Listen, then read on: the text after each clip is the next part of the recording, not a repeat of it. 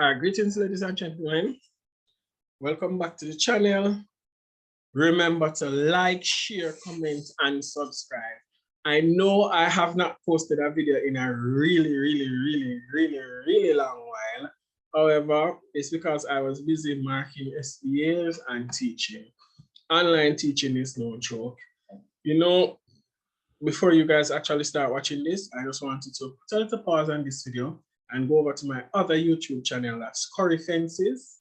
My other YouTube channel, I'm going to put the link in the description below to my other YouTube channel. I'm asking you to go over there and hit subscribe. Not only subscribe, but watch some of my videos too. You'll see me on a lighter note. All right, over there is filled with a lot of things that you guys can watch and enjoy. All right, so for today's video, we'll be doing the Social Studies Paper 2 for May-June 2019. That's the last paper 2, because remember last year, 2020, we didn't have any paper 2. It was just straight paper 1s for the exams because of COVID-19.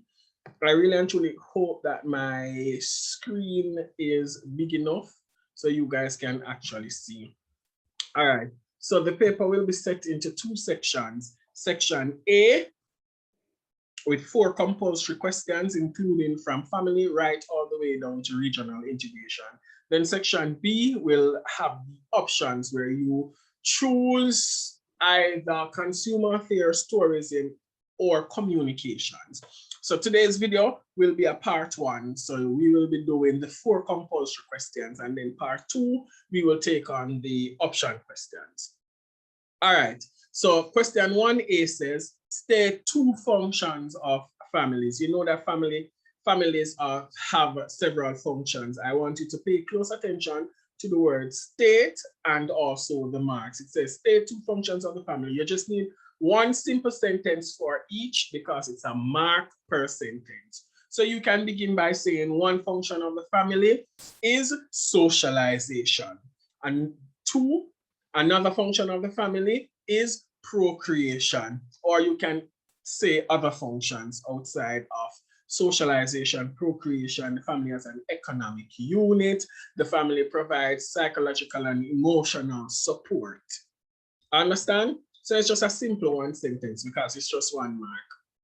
Question B says, outline the main difference between a nuclear family and an extended family. You know that the main difference between a nuclear and an extended family is that the nuclear family has 2 generations, while the extended family is more than 2 generations living together under the same roof. That's the main difference between a nuclear family and an extended family. BII says, describe 2 likely effects of separation, that is either caused by death, divorce, or migration on children in a family. 2 likely effects is that the children might experience a lack of love. And when they experience that within a family, chances are more often than not is that they go elsewhere to seek love. And that's usually in a bad and desolate place. And then it ends up working out against them. Another effect of separation is that it might influence the child to become a juvenile delinquent. What do we mean when we say a child will become a juvenile delinquent? A juvenile delinquent is a person under the age of 18 who engages in negative social activities. When there is separation, it means then that both parents will not be there, and sometimes one parent can't manage, and then the child starts acting out and engages in negative social activity, especially when the father is not there, especially for our boys. We see the ills that happens in society when boys are not being fathered properly. All right, next question now. Next part of the question, we're moving on to CI. It says, suggest 3 actions a family may take to ensure that family traditions are passed down onto succeeding generations. And then II says, explain why each action you suggested in CI is likely to be successful. You will hear me say this over and over in my videos. This is an area where students tend to lose marks. So what students usually do is just state the 3 actions, but they don't give any justification. If you will look closely at the screen, you will notice it says action 1 and also explanation. That means the justification, right? So as you state the action, you must justify or explain why you think the way that you have put forward is likely to be successful, why it is going to be effective, why is it going to be impactful, right? So 3 actions a family may take to ensure that family traditions are passed on to succeeding generation. 1 activity that they can do is keep parties that celebrate holidays within their culture or special events, right?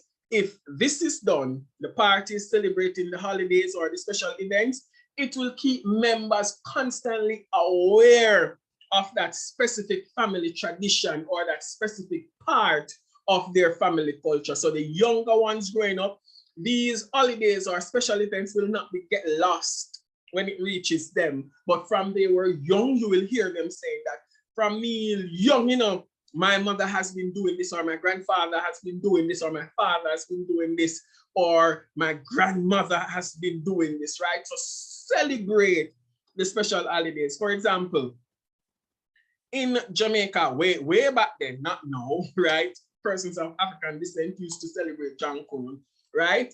People of Indian heritage, they have their Indian festivals, so things like that. That's how it's going to be successful.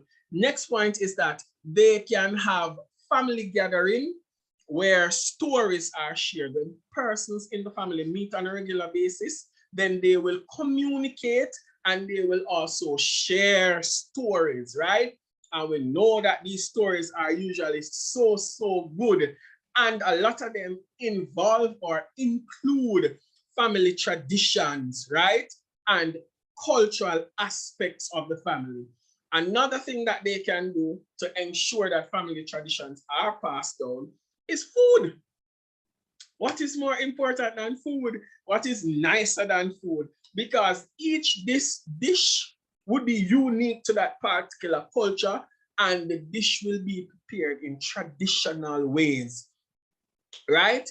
And then people are going to talk, people are going to communicate, them are going to share things during cooking, right? It's going to be successful because younger persons can learn how to prepare these dishes. Following? So far, we are doing pretty good. Next question now says, hold on, let me get to question 2. Right. Question 2 says, state 2 types of social groups other than formal groups. We have primary groups, so you will start by using a sentence.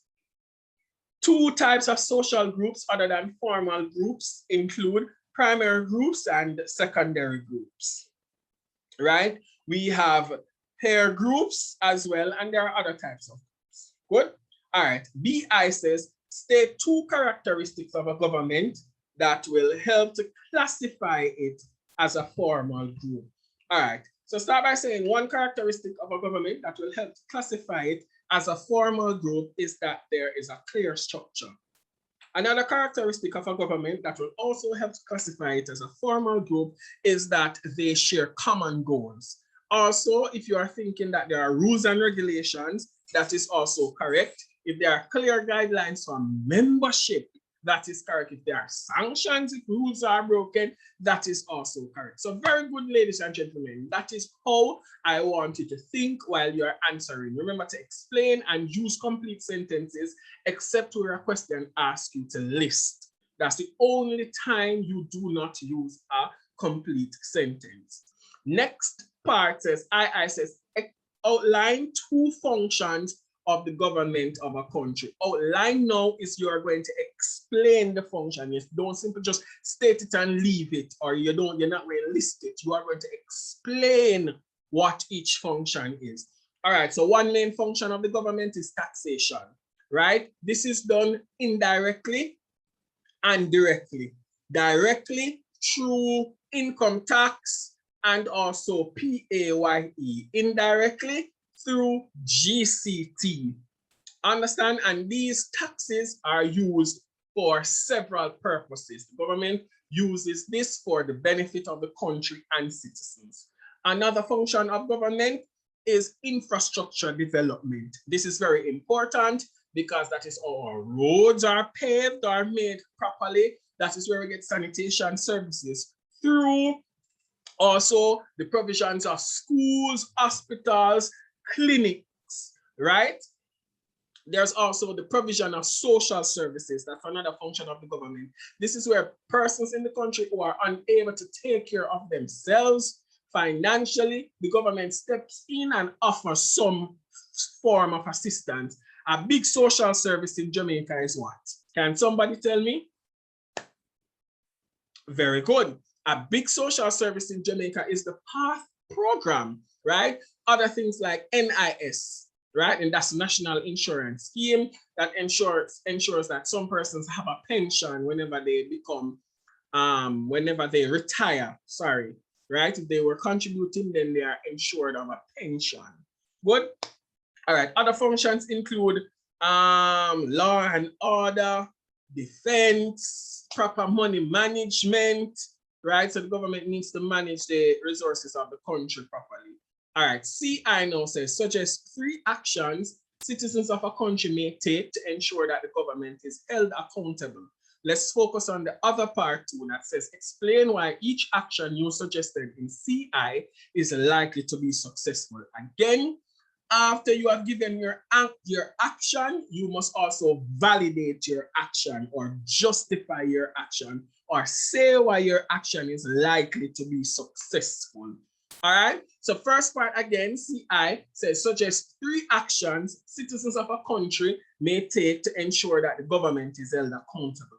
What can the citizens do? One of the things that citizens can do to ensure that governments are held accountable is to lead peaceful demonstration. I'm not talking about the demonstration where people block the roads and burn tires and all kind of that foolishness. I'm talking about peaceful, where they can march peacefully with the proper, when they get the proper allowances, right? Because they probably go to the nearest police station and get the go ahead to hold this demonstration, right? So they can lead peaceful demonstrations and voice their opinions about government accountability. This is likely to be successful because we are living in a democracy where it is government by the people, for the people, and the government is supposed to listen to the responses of people. And many times government bow to public pressure. So that's why this can be successful, right? Another action that citizens can take in holding governments accountable is writing in the paper or calling to talk shows, radio talk shows or TV programs and voicing their opinions about government accountability. This is likely to be successful because government is going to hear the voices of the people and sometimes bow to public pressure again, right?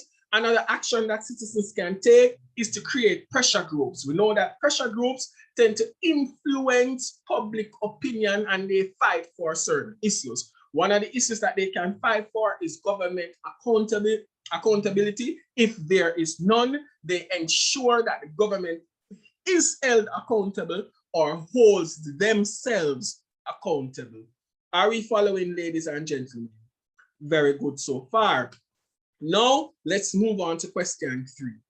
Water is an important natural resource, but it is easily polluted. 3A now says state 2 ways in which water can be polluted.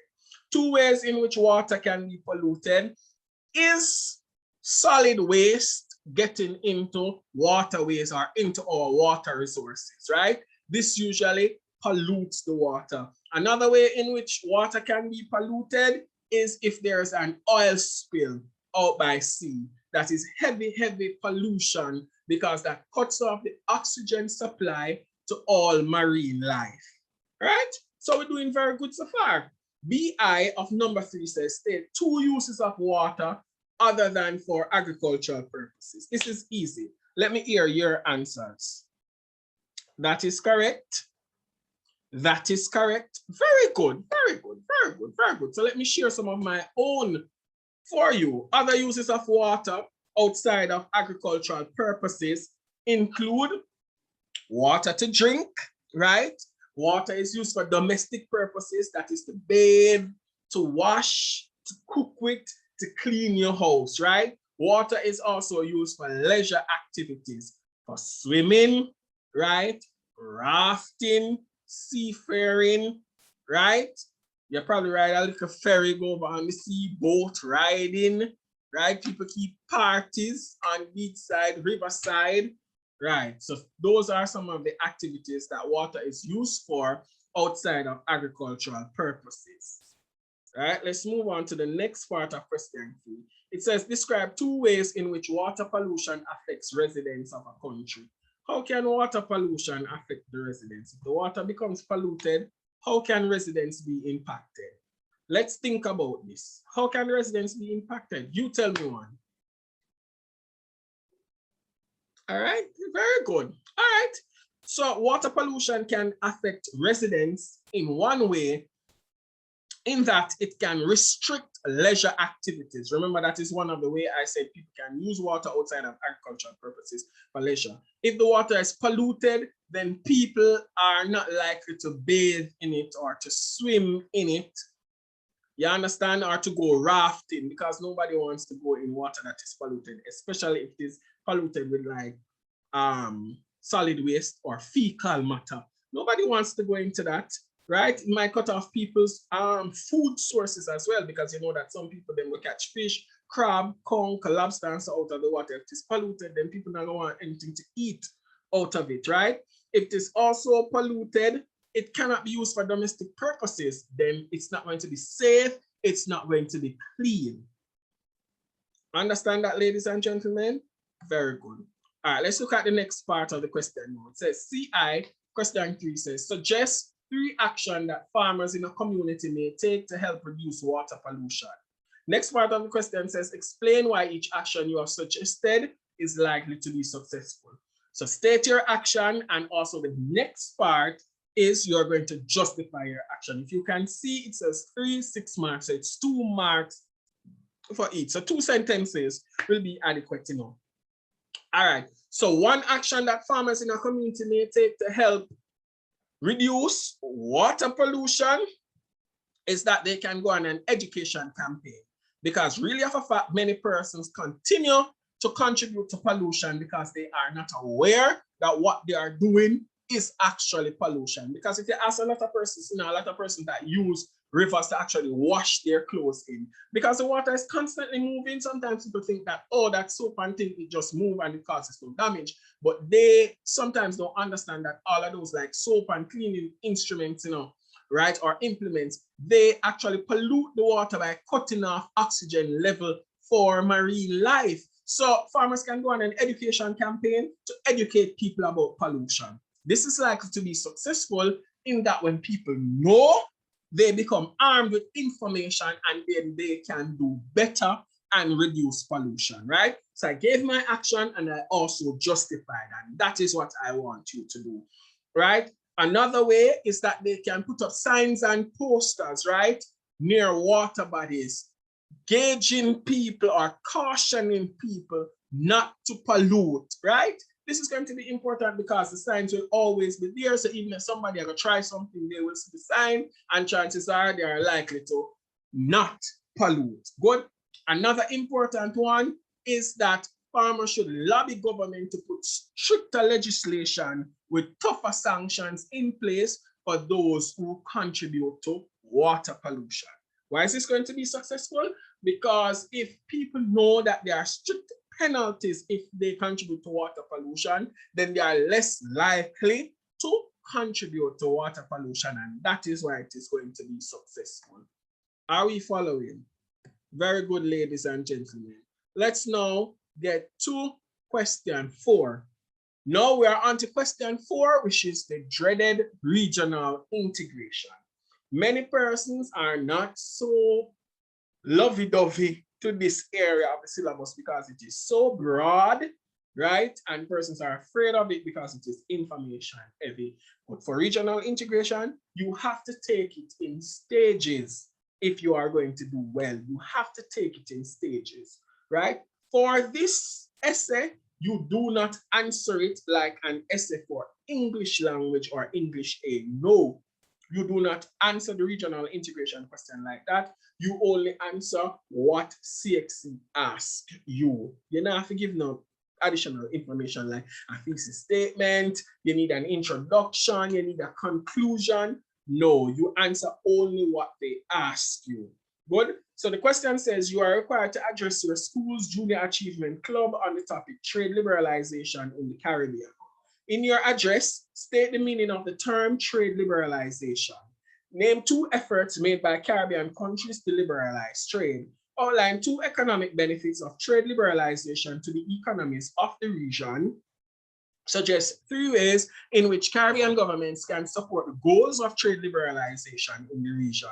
Explain why each way you have suggested is likely to be successful. So you start your essay by writing a definition for trade liberalization. All right, so this is one that I'm going to share with you. You can use your own social studies textbook. You can use Google and come up with a definition specific to social studies for trade liberalization. So trade liberalization are or is trade policies that allow for trade across national boundaries without government interference. So this is almost like free trade, right? So trading without barriers. That is what trade liberalization is. So you would have picked up your first 2 marks out of the 20 for this essay on trade liberalization. Good. Next part of the question says, name 2 efforts made by Caribbean countries to liberalize trading, right? So each part of the question you answer in a new paragraph. Do not skip any line. So you start, you indent and say trade liberalization is, and then you indent again and say 2 efforts made by Caribbean countries to liberalize trading are CARIFTA. That one is a giveaway, Caribbean Free Trade Area. That's one, and also the CSME, Caribbean Single Market and Economy. So those are 2 efforts by Caribbean countries to reach trade liberalization. All right, next, this says outline 2 economic benefits of trade liberalization to the economies of the region. So outline, so you're going to explain. Good. 2 benefits of trade liberalization to economies of the region is 1, increased market size. Having the Caribbean region as an accessible market opens up many opportunities for businesses that would be unable to generate sufficient revenue if they relied solely on the market represented by the population of their home country. So when the Caribbean is seen as one market, it means that there's more market space or market area for Caribbean countries to sell their goods, right? So that is 1 economic benefit. Another economic benefit is free movement of goods, labor, and capital. Successfully growing the economy and improving employment levels depends largely on the ability to move goods, raw materials, labor, and capital around the region, right? So if goods can move freely, it means then that whichever business is exporting, they are going to make money. And the more money that they make, it means that the more they can expand their business and also employ people. When people are employed, it means that they pay taxes to the government, right? They have greater spending power, which also assists the economy in growing. More exports mean that the economy is stronger and more healthy. Understand? Very good. Last part of the question now says, suggest 3 ways in which Caribbean governments can support the goals of trade liberalization in the region. Then you justify those ways. All right. Ways in which Caribbean governments, can support the goals of trade liberalization in the region.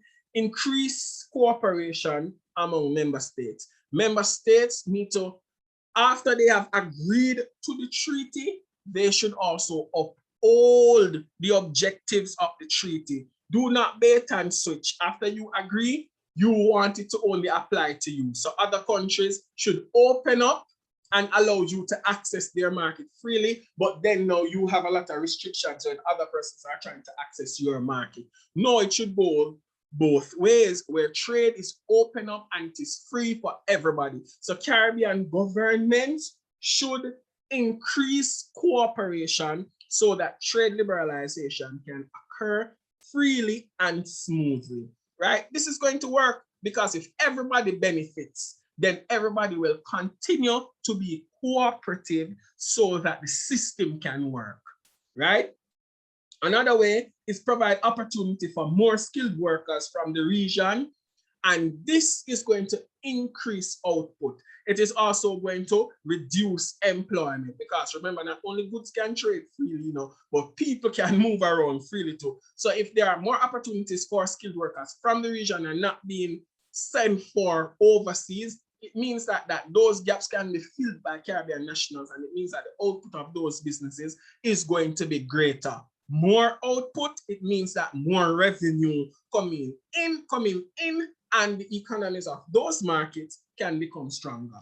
Another way is that governments should not frustrate the efforts of business people when they are trying to trade.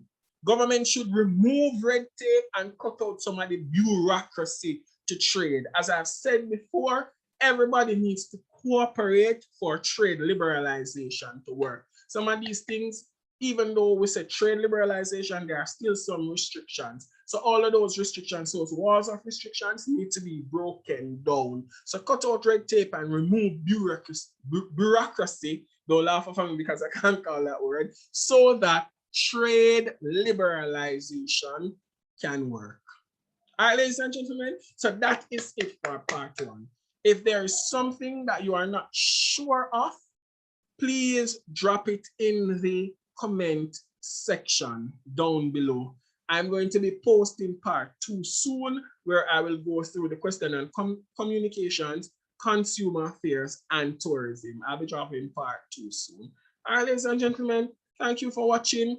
Remember to like, share, comment, and subscribe. Remember, I said go over to my other channel, Curry Fences, and also subscribe as well.